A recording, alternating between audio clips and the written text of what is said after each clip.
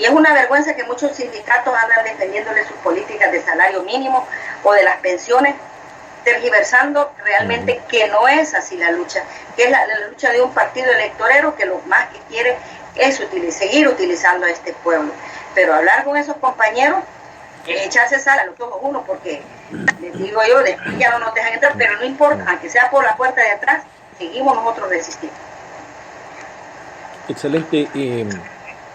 Comentando acá también con María Holly, nuestro analista de aquí de la parte europea, hemos estado analizando algunas cosas y hay un punto bien esencial del que todos estamos de acuerdo, en donde decimos siempre nosotros a más represión, más organización, a más divisionismo, más resistencia.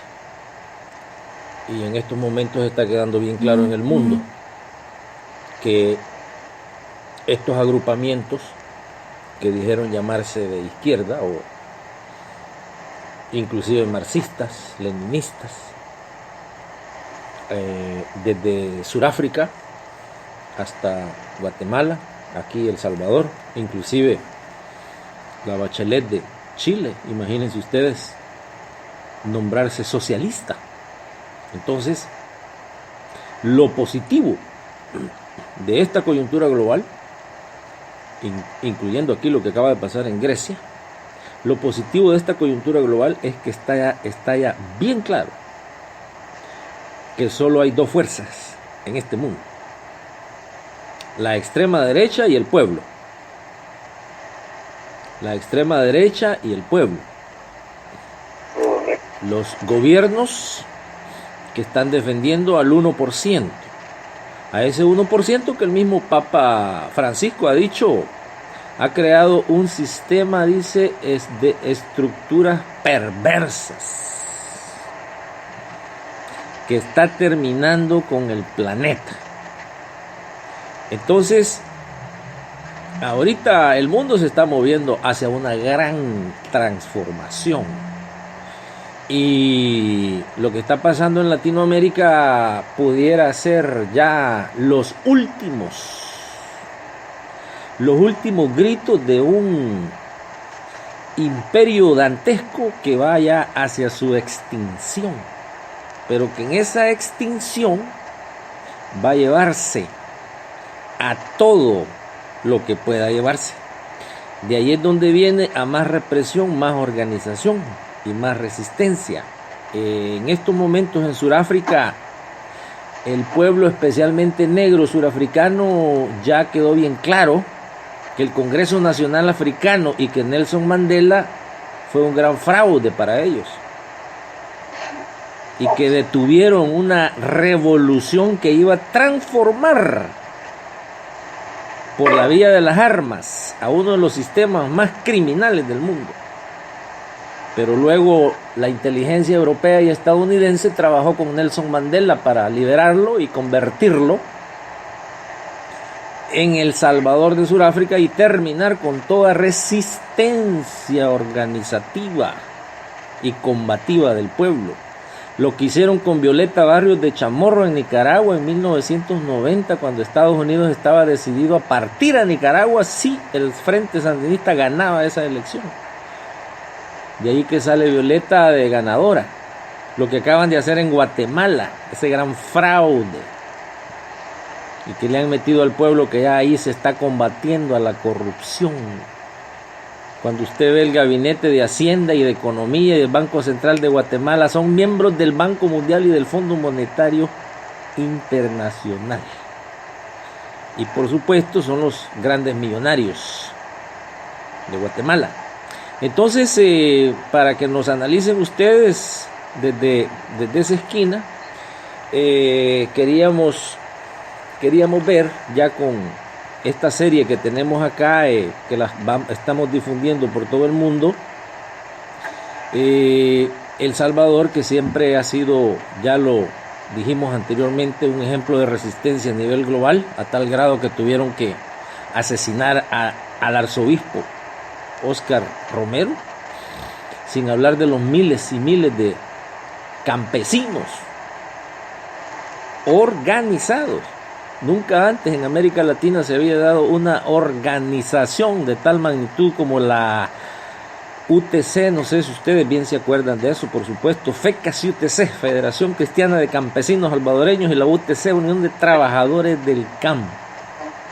Nunca antes en la historia se había dado algo así. El Salvador lleva en sus venas la sangre de la resistencia. Y en estos momentos hay miles de compatriotas en Estados Unidos preparando las maletas porque ya van a llegar a El Salvador. Y estos compatriotas van con la visión y la misión de que no van a permitir un El Salvador ocupado. Nuestro país está siendo ocupado por esas élites que llegaron desde 1521 a robar y a saquear el país. Ahora las riquezas que tenían antes del añil, del algodón, del café, ahora las han transformado en bancos y en negocios y en maquilladoras, y están utilizando a un instrumento político que defraudó al pueblo, ¿no? Igual el mismo fraude que se hizo en muchos otros países bajo el manto de Carlos Marx. Entonces quedó bien claro ya en El Salvador quiénes son los enemigos mortales del pueblo salvadoreño, y una de las grandes esperanzas que hay es que hay más del 60% de salvadoreños que le dicen no a ese establecimiento político, negándose ir a votar o votar nulamente. Este régimen político que está en El Salvador y que ha estado desde décadas no tiene el apoyo de más de la mitad de la población, por lo consiguiente es inconstitucional. Entonces, analistas de Centroamérica, quisiéramos ver, basado en lo que está pasando acá en Estados Unidos, que estamos a punto ya de coronar al presidente, al señor Trump, o como lo decían ustedes, la senadora Hillary Clinton, ambos le sirven al mismo patrón. Como lo mencionaban ustedes y mencionaban algo de los Rockefeller, los Rothschild, los sionistas. Es una clase que inclusive el Papa Francisco ha dicho que son parásitos y que están destruyendo al planeta Tierra. Entonces, cuando ustedes hablan también del ecosistema y del medio ambiente en El Salvador, en estos momentos acaban de destruir una gran parte de Occidente, de la fauna y de la flora, con ese derrame que hubo de ese veneno que tiraron los del ingenio de azúcar, que el dueño es una de las antiguas 14 familias, y que ha dañado para muchos un daño que costará millones y millones y millones de dólares, y que quizás es irreversible en muchos aspectos. ¿Y por qué lo hicieron? Porque estaban acaparando ellos esa sustancia, porque habían planificado que le iban a subir de precio en las próximas semanas, y el abasto no fue suficiente a los depósitos que tenían, y de ahí el rebalse. Y estamos hablando de una de las familias que poseen más, probado ya, casi los $1,000 millones en bancos extranjeros. Y el pueblo ahorita le quieren cobrar otros $150 millones en impuestos para pagar por la seguridad de la nación.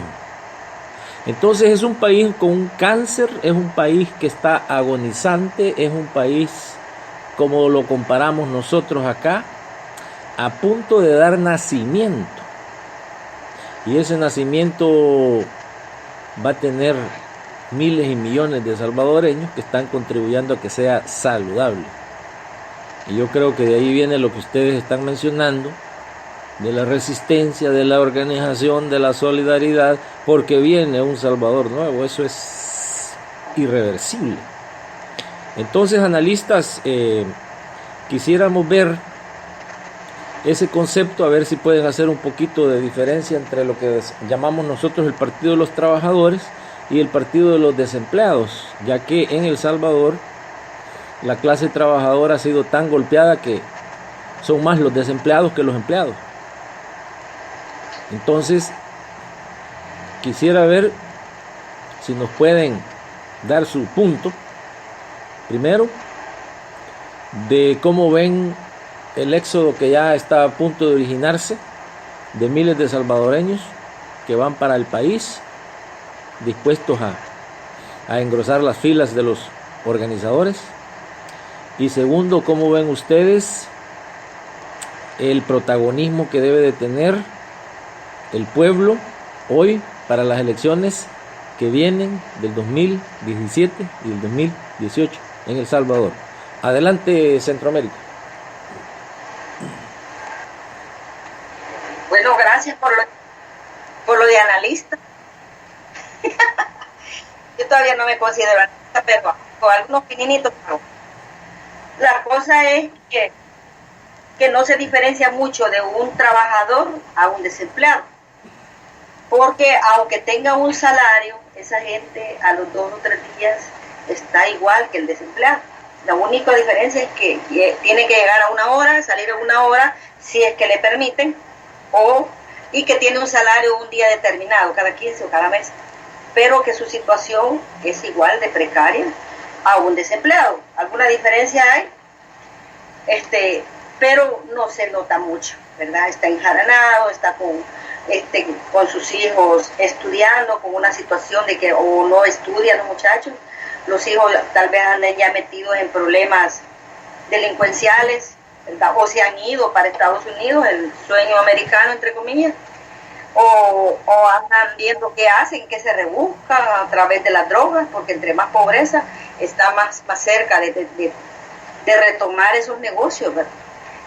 El problema de la juventud, más que todo, es el abuso también de los adultos y porque aquí se ve ridículamente, a un cipote lo obligan a que estudie 10, 15 años, cuando sale ya es un adulto, tiene que tener una práctica de 5, 3 años, idioma, tiene que saber manejar, tener licencia y tener una experiencia de trabajo, y ha pasado estudiando 15, si el que tuvo oportunidad.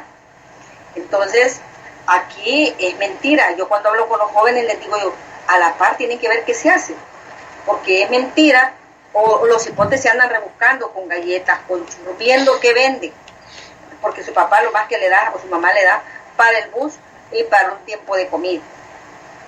Y otros estudian y trabajan o hacen una cosa, porque el estudio también es represión.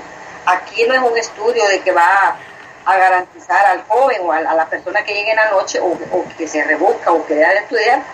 No, aquí o tiene que estudiar o estudiar, más que toda la Universidad de El Salvador, ¿verdad? Y todas las privadas también son represivas. Si no paga el joven, pues para afuera.